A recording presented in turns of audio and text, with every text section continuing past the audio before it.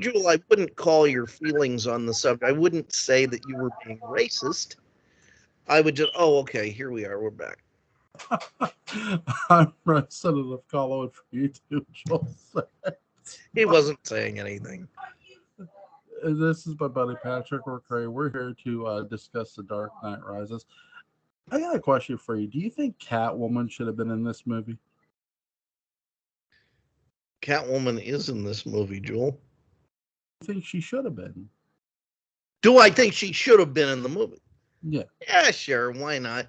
The nice thing with Nolan is that he doesn't hit any of this too hard. Yeah. I think. So, she is as logical as Batman is to set up. I mean, could the movie have survived without her? Yeah, absolutely. Yeah. But I don't think it suffers.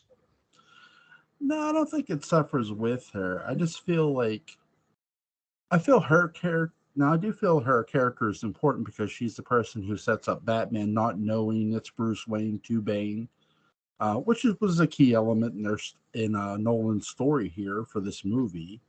Bane being excommunicated by the League of Shadows was interesting. Mm-hmm. I do think for a story standpoint, it's really good. But I also think, like, here's what I'll say. Tom Hardy really, really got his body in just insane shape for this role. He did. I mean, I can't commend him enough for the work he put in because it was a lot. It was. It's about half of what either you or I do every day. Yes. I don't think I'll get my body to look that good. Yeah. Ever. But amazing. I do love his performance as the character Bane. I feel this Bane is actually important to this movie, whereas the Bane in Batman and Robin was not important. See, I thought they were identical. Really? I saw no difference between. No, I'm just kidding. Wildly divergent. Yeah. What's that thing he's got on his face? I think it's supposed to give him oxygen or something, I think. Why does he have trouble getting oxygen? Well, he was in that prison that he was a part that he was in, and he got messed up for helping Talia escape. Yeah, I just can't figure out what would prevent him from getting oxygen. Will they put like a bunch of taffy in his mouth that still hasn't dissolved, or and there are tubes that go through the taffy? Yes. We get some returning characters in this movie, obviously. Yes. Michael Caine is in this. He's back for another check. Yeah, why not? God, I'm gonna. Lucius Fox is back. His character's back. Same actor. And I gotta tell you, of all the movies, I thought we would get an appearance from another superhero other than the potential setup for Robin. I thought Nolan might go the route of, say, nah, screw it, let's throw in Superman. Or somebody, I think that's too showy for Nolan. Really? Yeah, I think so. Christopher Nolan Superman, I don't even know what that would look like. Yeah, that's true. I will say, I enjoy, these three movies. I do enjoy them. I don't think from a storytelling standpoint, any of these movies are bad. I will say this movie, I did not want to see Bruce Wayne retiring, being secluded in looking like this old man. To me, made no sense. It was awfully early to have that happen to him. He's only been at this for a while. I guess the job of Batman really wears on you. Now, here's what I would say. If they would have jumped this movie forward a long time and actually casted an older actor to play Christian Bale's Batman, that would Yeah. have made more sense. Yeah. You know. Yeah. I would have cast George Burns. Yeah, I'm not saying that I don't want to see Christian Bale back for a third movie, but if you're going to make Christian Bale look old, to me, that's my biggest issue with this movie. Trying to age Bale to make him look that old was just silly. Yeah.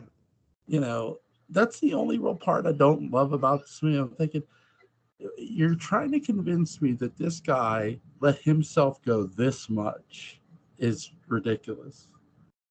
You would think with his nuclear device also and all these other things, he would have more things to do with his time than paint a giant flaming bat on the side of things. Yeah.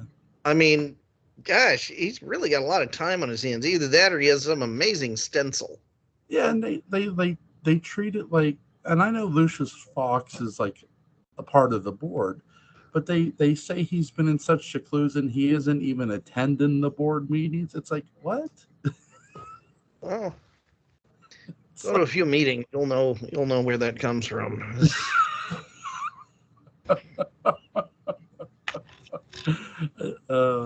I can only imagine.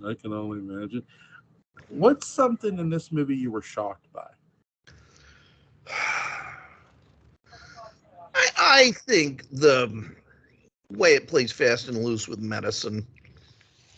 You don't break somebody's back and then they're better a few weeks later. I don't care if they have Bruce Wayne's willpower. It's just silly. I guess that's what I was shocked by. I mean, I don't know. Shock, Julie, you use this word and we love you, but that's a very strong word. If I am shocked by something in a movie, we're talking about a Serbian film newborn porn moment or something. That'll shock me. Surprised, maybe that's a better term. I think the idea that it was just so that Nolan, I'll tell you what, nobody in Hollywood is saying, it's not a party until Christopher Nolan shows up. It's got to get really depressing. Yeah. And his movies just get more depressing. His most upbeat movie ends with a man killing himself over and over and over and over and over again. The Prestige. Yeah. I don't quite. This is who we're dealing with. Yeah, Nolan movies are generally dark, I will say. And Oppenheimer, he took the darkest moment in the movie and stretched it over 3 hours. I've heard. I haven't seen it. I've heard that. Oh, it's just dreary. It's loud. It's like being in an MRI. It's just this weird music. And I saw it at a theater that was either playing it to Nolan's specifications or was really hamming it up. Yeah. And they just turned up the sound all the way. I felt oppressed by the film. Oh, wow. We also get Commissioner Gordon returning again. That means Gary Oldman's back for a third time. Out of all three of these movies, what's your favorite Oldman performance as Commissioner Gordon? Well, he's good in all of them, and he has interesting, high-risk things to do in all of them. So, they're first among equals for Gary Oldman. Yeah. It's really interesting to see that, first of all, I love his Commissioner Gordon in all three films. I'm with you on that. My favorite, I think, is actually this movie, because when he got shot, that's the moment I was shocked by most, surprised by most.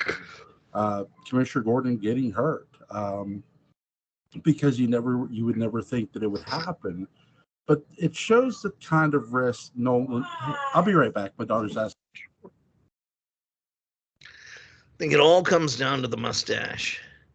That's the fastest I've ever seen Jewel move. He's very fleet-footed.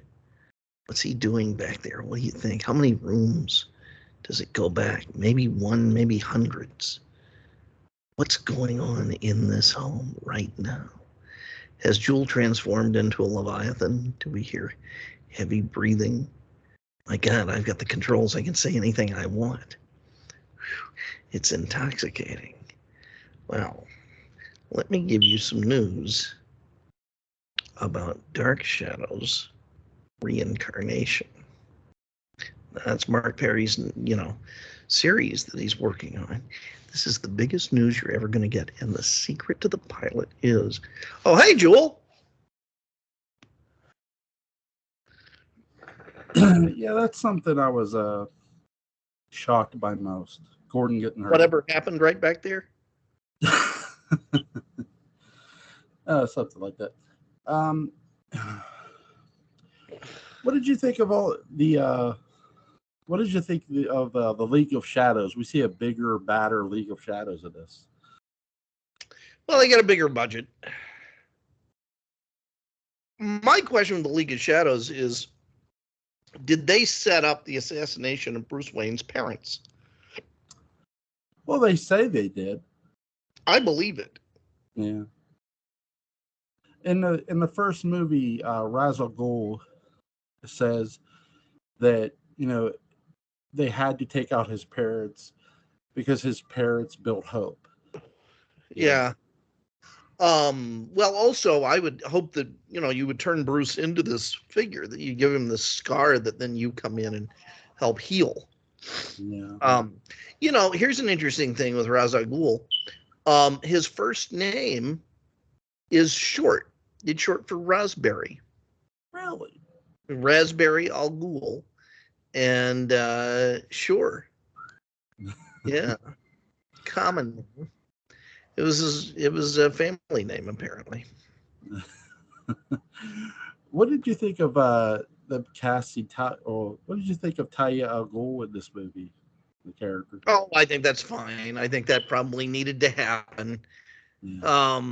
It explained why she was a little too perfect. Yeah. I think it was a really good twist. I don't mean that just because of the knife scene. I do. I think it was really good. It's one of my favorite moments in the movie, the reveal of it, that because they're teasing, Bane is teasing he's going to give up the trigger to the bomb to a citizen, and he does. We just didn't know it was going to be the daughter of Ra's al Ghul because Bruce Wayne / Batman assumed that Bane was related to Ra's al Ghul, which it's like, I think we all knew. No, that's not the case. The Maniac. Yeah.